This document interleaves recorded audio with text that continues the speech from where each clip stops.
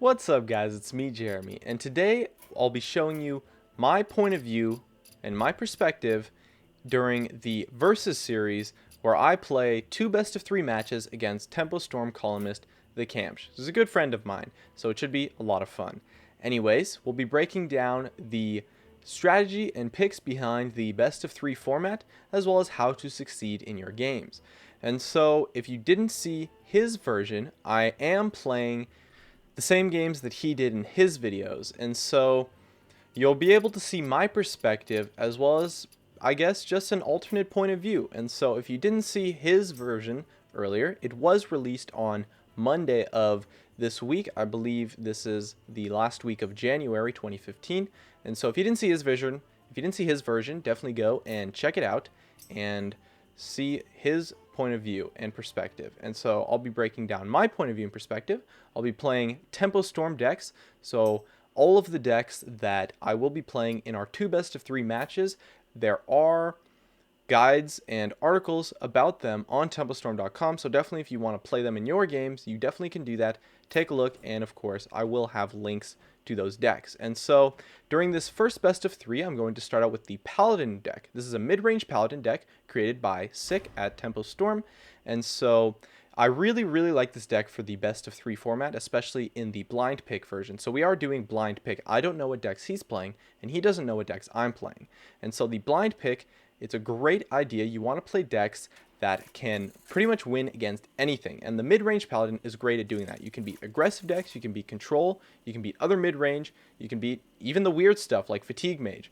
And so it's a great option for the best of 3 blind pick format, because you don't want to accidentally leave a significant bad matchup open and then put yourself in a spot that's really bad. And so let's jump right into the game. And so with our mulligan, we're going to definitely throw back the Consecrate, because Consecrate's really weak versus Warrior. And so the main decision here is whether or not to keep the Knife Juggler and the Big Game Hunter, since the Shielded Minibot is a pretty obvious keep here. And Knife Juggler might not be the best thing to keep against Warrior, and I will consider it for a while. I want to keep the Big Game Hunter actually because my deck only plays 1, and it's a fantastic card against Warrior. Warriors often play, 4 to 6 Big Game Hunter targets, and so it's going to be really helpful for me to have it on. And I do decide to keep the Knife Juggler as well, and I draw into the Quartermaster. So overall my starting hand is, I would say, above average. I got a pretty good start in the Shielded Minibot, as well as an aggressive follow-up option with the Knife Juggler. Now, normally you wouldn't want to keep the Knife Juggler against Warrior, since it dies so easily to Fiery War Axe. However, since I have the Shielded Minibot, I decide to keep the Knife Juggler due to the fact that I want an aggressive follow-up. And so with this aggressive follow-up, I'm going to be able to have a reasonable start versus my opponent. And things will hopefully work out for me. And so I play my Shielded Minibot, he follows up with an Armorsmith, and I've got my Knife Juggler for a fairly obvious turn 2 play. Now the thing is here is that if he has the Fiery War Axe, I'm actually in a really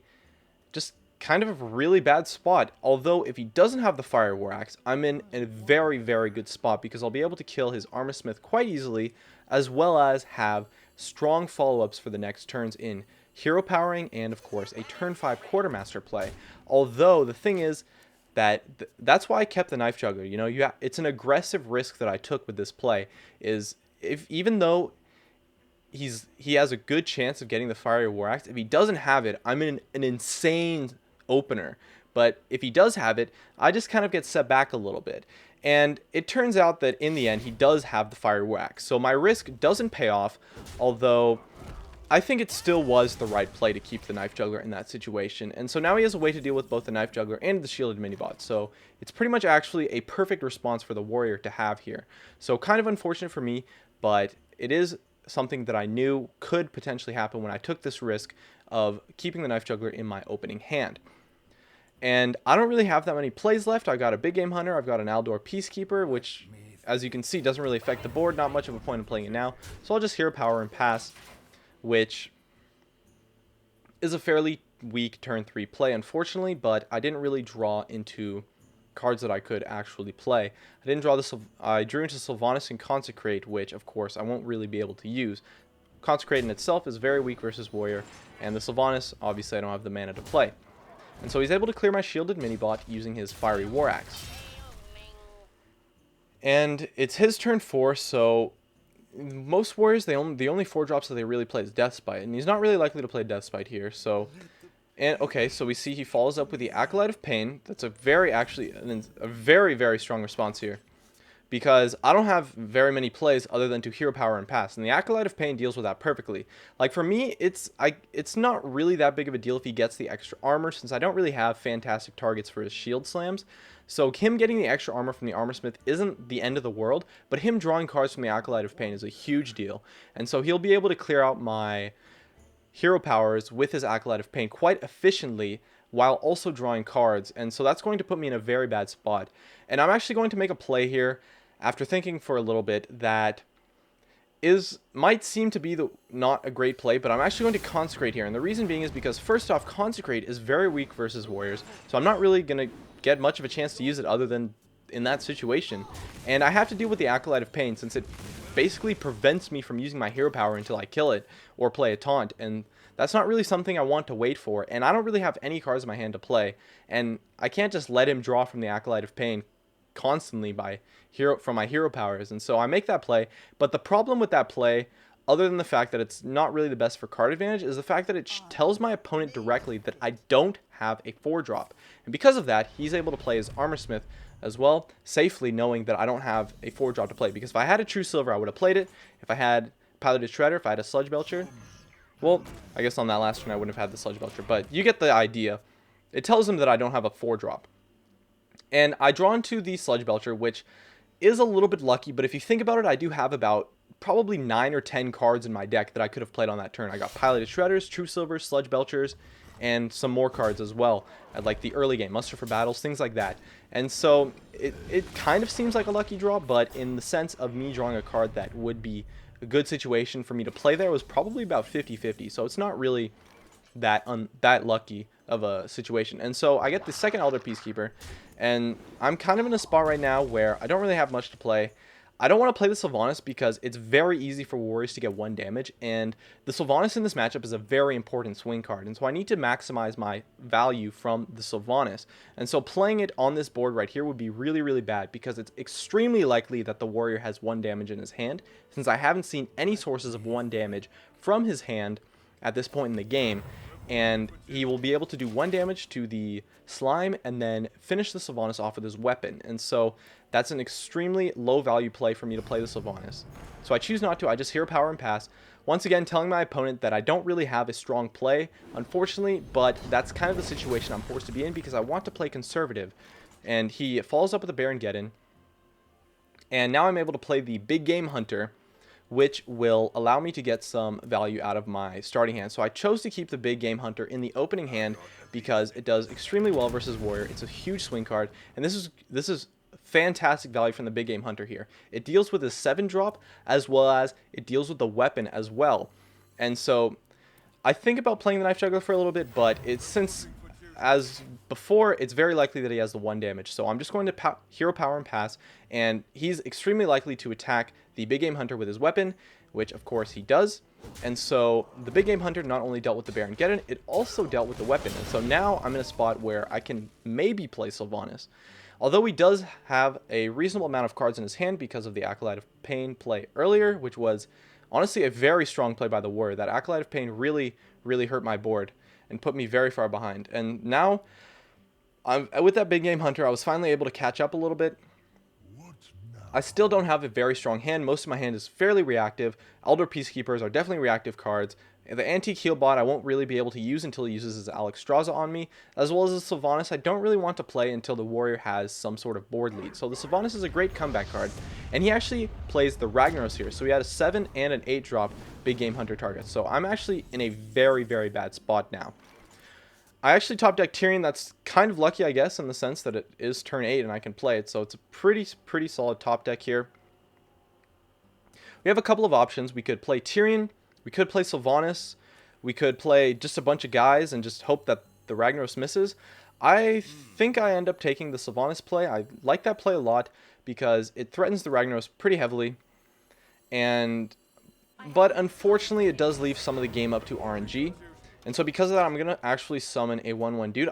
In this mindset, in my head, when I make this play, I want the Sylvanas to live, in the sense that I will be able to use it on the next turn to perhaps deal with something like a Shield Maiden, maybe a Sludge Belcher, and if when Sylvanas dies to the Ragnaros, it just dies to the Ragnaros. And I don't really want to make the Tyrion play here because I haven't seen any silence. And so even if when he does, assuming he does have the silence, because I know he at least has one silence in the deck, I would rather him silence the Sylvanas than the Tyrion, even though him silencing the Sylvanas is still pretty bad for me. It's at least not going to be the worst thing ever.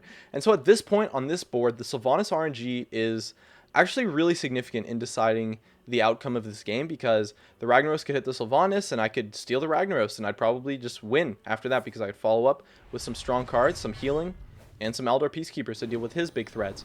But in the end, the Ragnaros hits the Sylvanas, and the Sylvanas decides to steal the Cruel Taskmaster. So kind of some unfortunate RNG.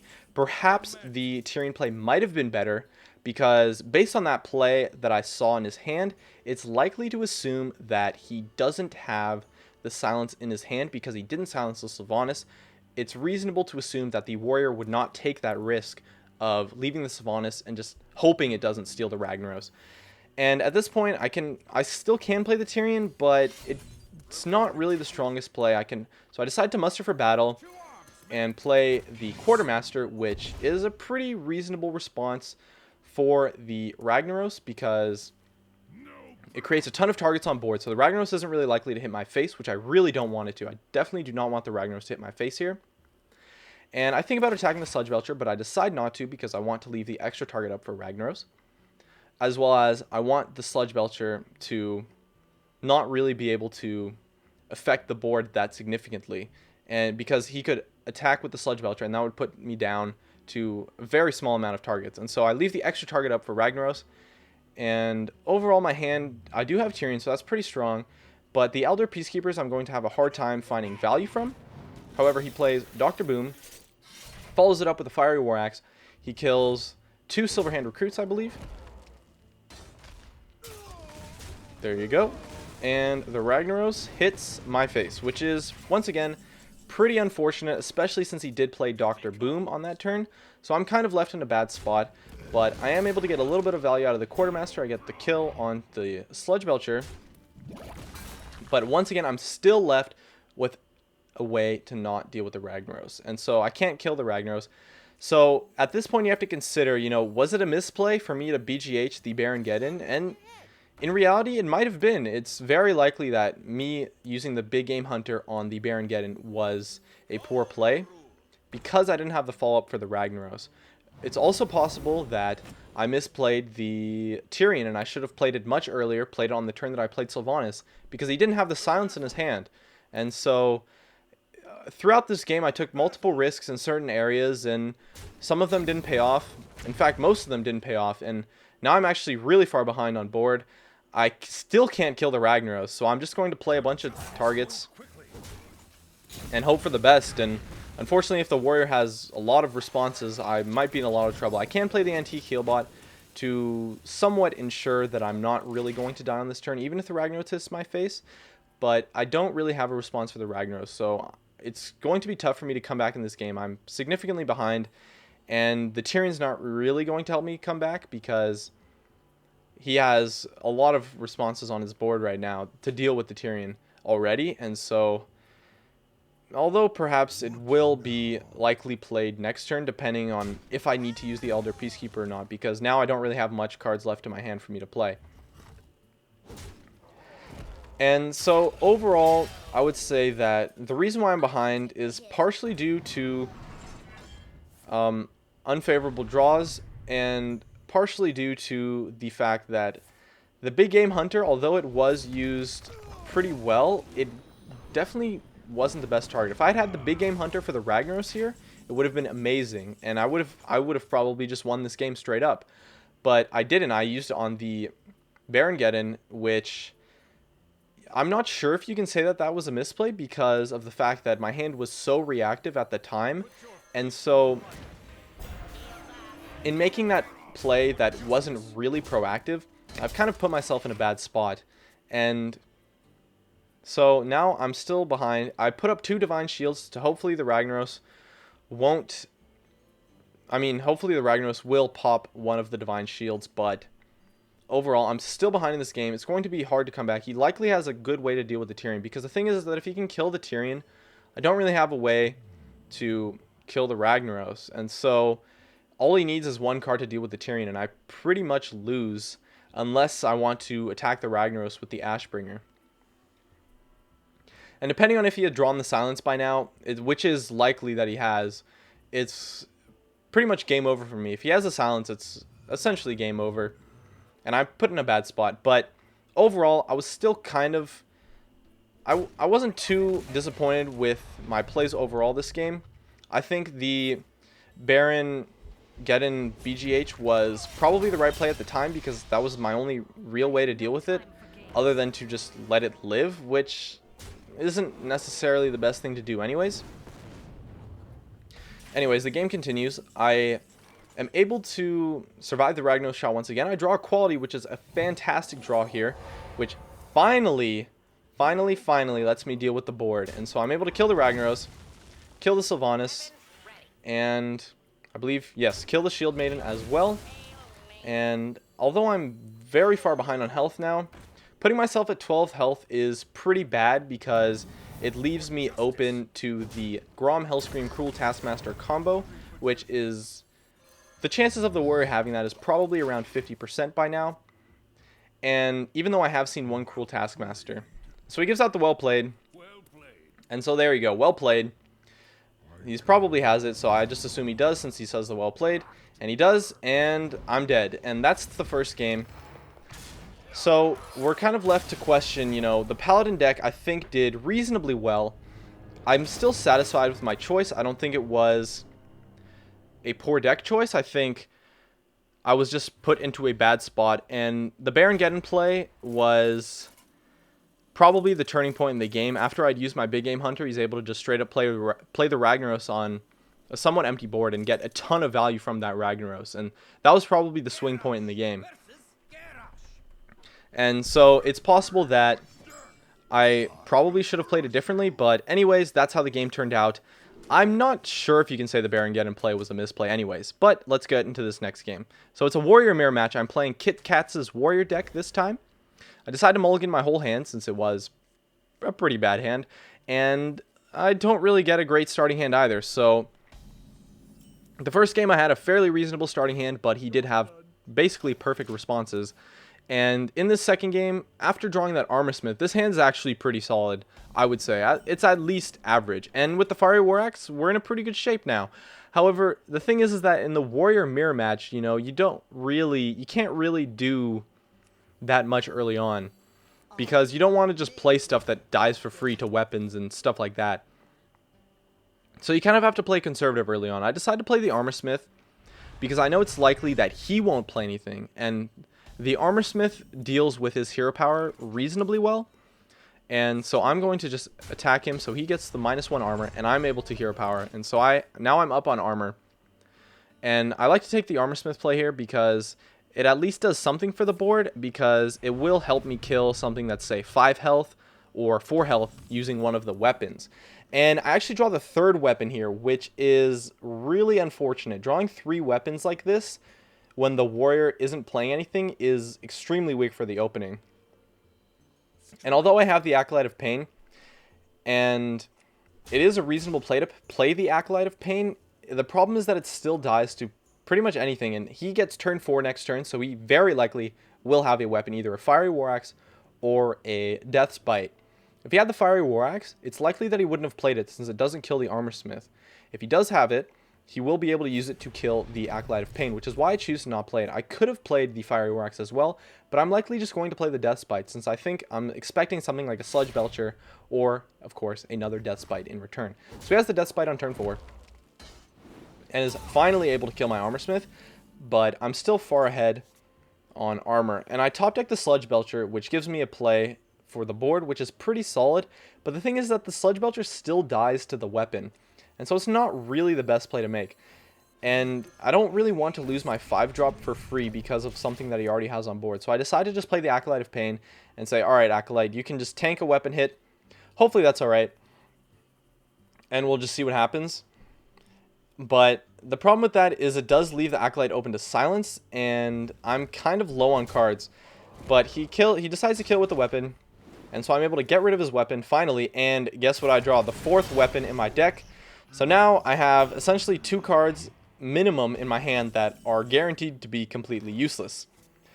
But I'm finally able to start playing the Shield Bearers, which gives me some kind of play. Shield Bearer is a great response to the Sludge Belcher, puts me really high up on that armor level, as well as deals with the Sludge Belcher quite handily.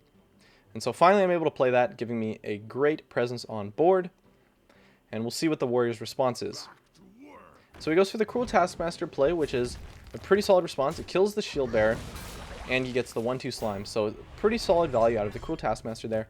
He's just going to hero power up and pass, and I'm left with not that many more plays as well.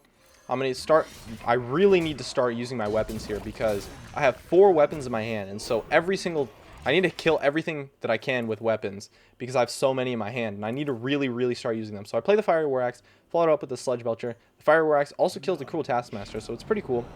He actually has the Black Knight, which is a huge swing right here. This puts him really far ahead because he gets more value out of the Cruel Taskmaster, which would have died for free because of my Fiery War Axe, and he's also able to kill the Sludge Belcher for free while playing the 4-5, which continues to keep me in a bad spot.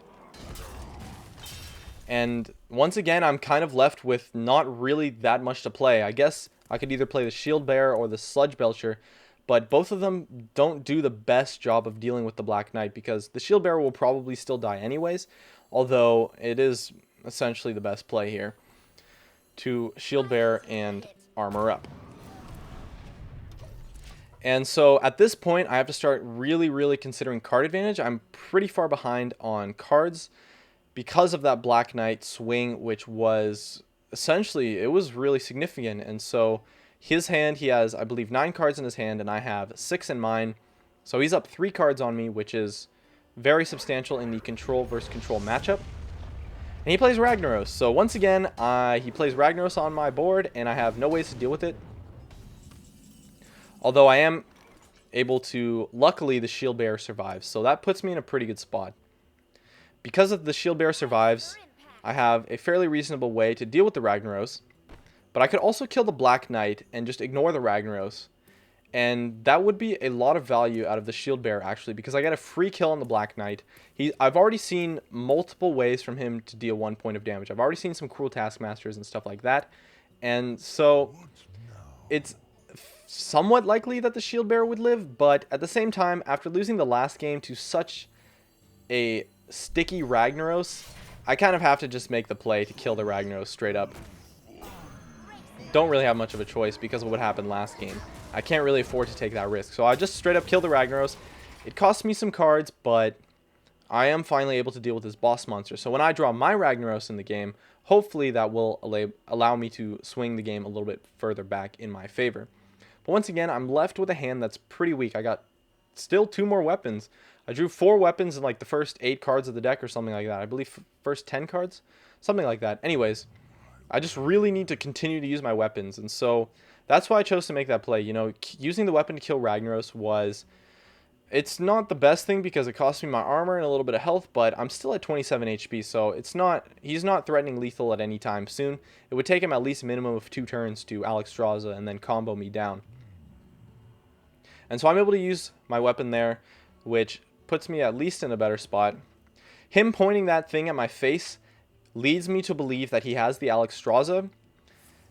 And so now I take a look, think about it, and okay, it's really likely that he has the Alexstrasza because he had a card that he pointed at my face. And so what card would he have in his hand that he would point at my face?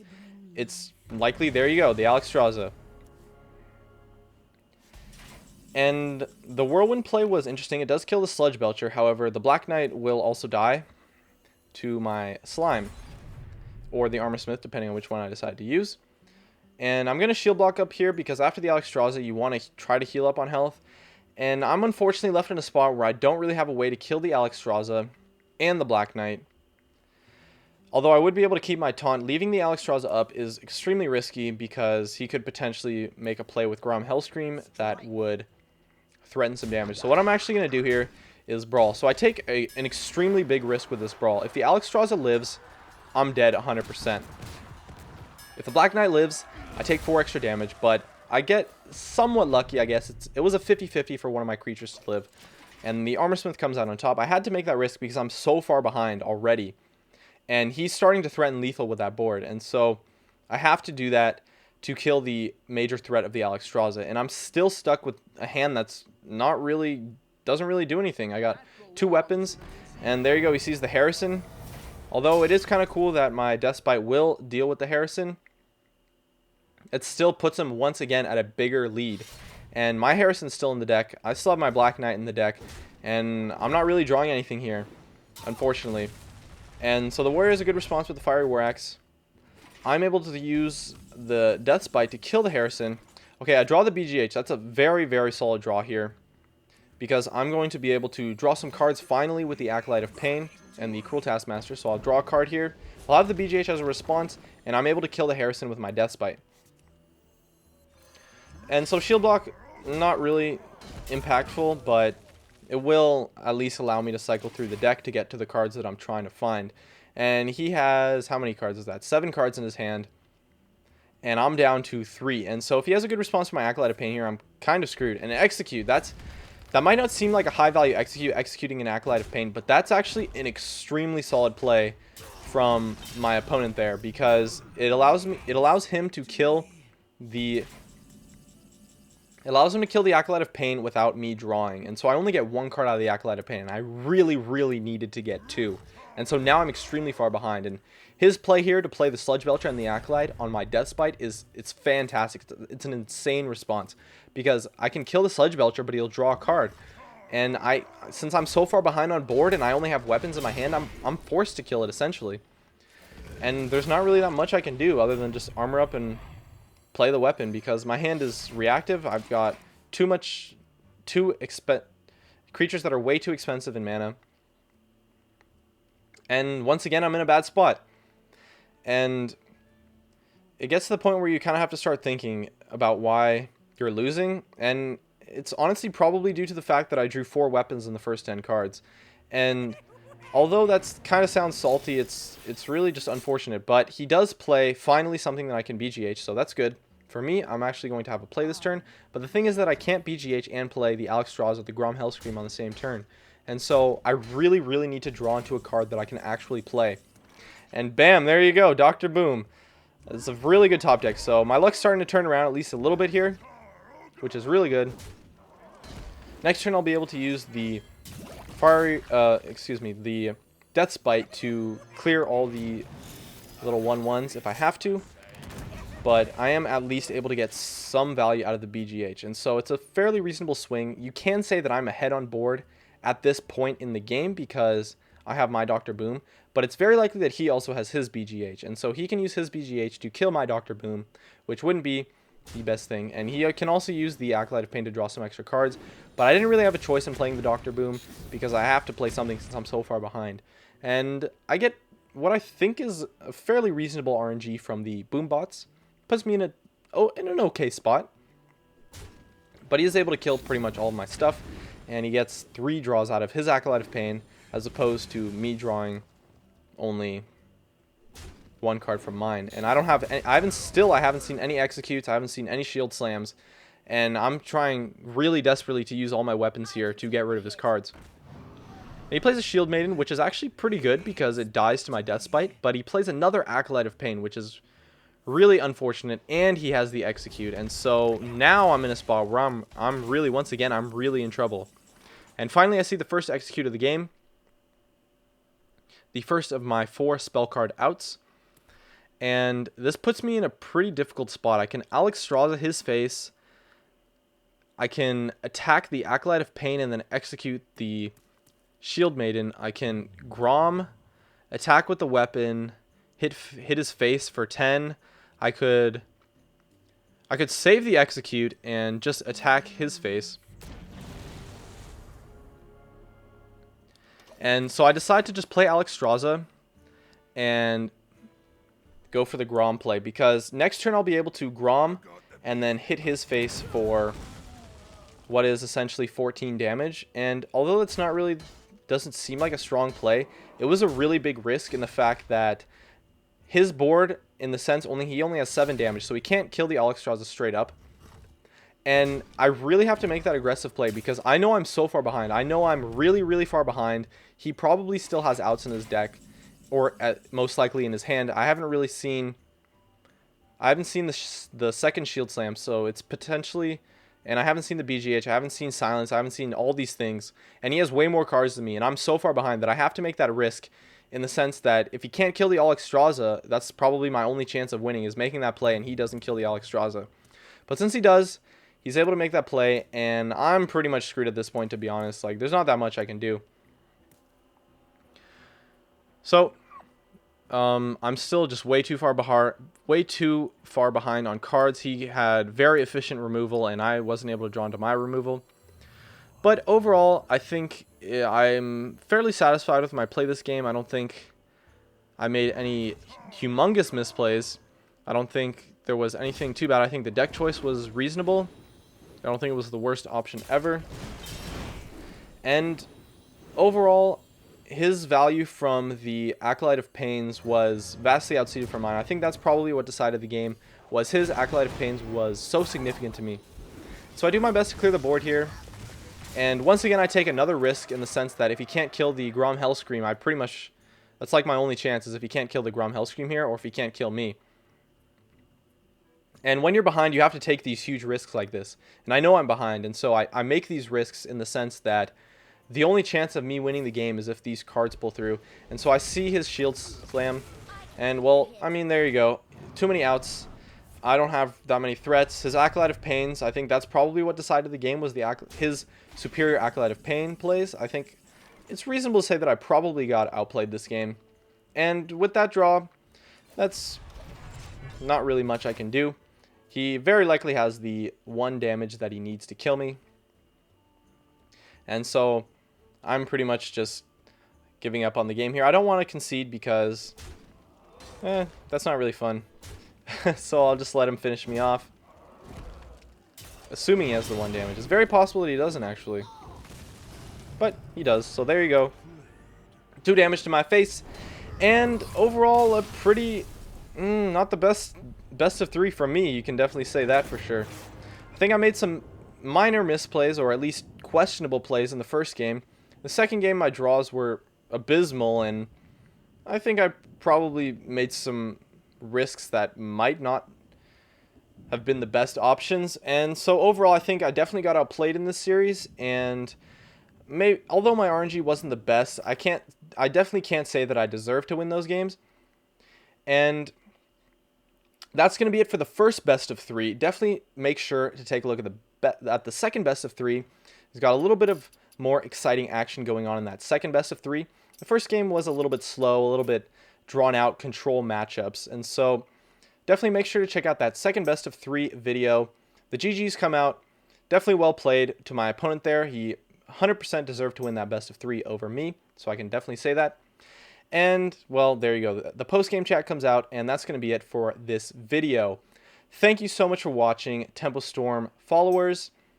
My name is Jeremy, and as always, thank you so much for watching, and I'll see you guys next time.